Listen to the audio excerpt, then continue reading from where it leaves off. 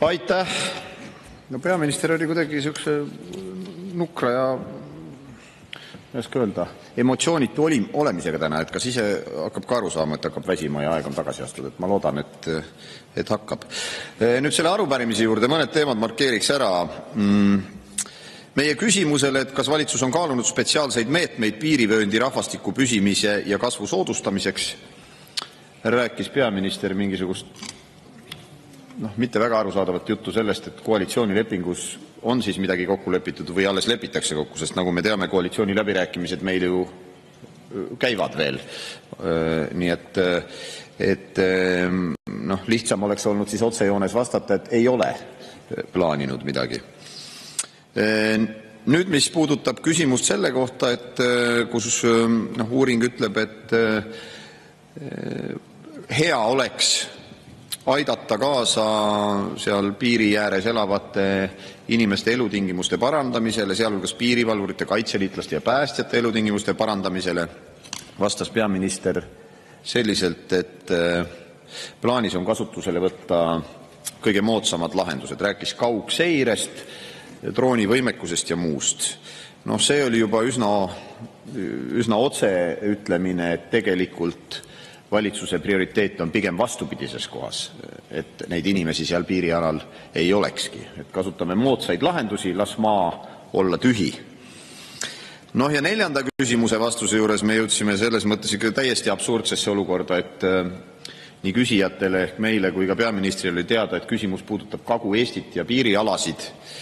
Aga küsimus siis kõlas, et kuidas plaanib valitsus tagada piirialade elanikele paremad sideteenused ja internetiühenduse, arvestades, et praegune olukord kahjustab nii igapäevaelu kvaliteeti kui ka turvalisust, ja tõepoolest see nii on. Kui ise sattuda sinna piirialadele, siis levi kipub kaduma.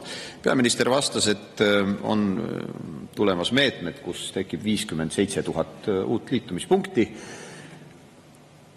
Ei puutu selles mõttes asjasse, et kui sa kusagil, ma ei tea, Rae vallas või Saku vallas või mujal valglinnades kümneid tuhandeid inimesi uute sideühendustega varustad, siis see tegelikult piirialade sideteenuste kvaliteeti mitte kuidagi moodi ei puutu. Ja kui ma ka täpsustava küsimuse küsisin, siis peaminister tõesti tunnistas, et jah, see 57 000 oli üle-eestiline liitumispunktide number.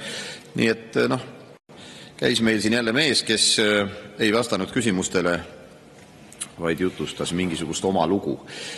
Viimase asjana tahaks markeerida seda, et küsimus siin oli ka regionaalse erisuse tegemise võimalustest ja vastus juba pikki aastaid on Eestis olnud see, et me ei saa nii-öelda Eestit 2 eraldi piirkonnaks lüüa ja jutt siis käiks sellest, et meil oleks tegelikult võimalik tuua Eesti maapiirkondadesse, sealhulgas Kagu-Eestisse ka suuremal määral euroraha, et elu edendada, aga siin on Tallinna mehed, kui nii võib öelda, jämedat otsa kogu aeg enda käes hoidnud ja öelnud, et ei saa teha.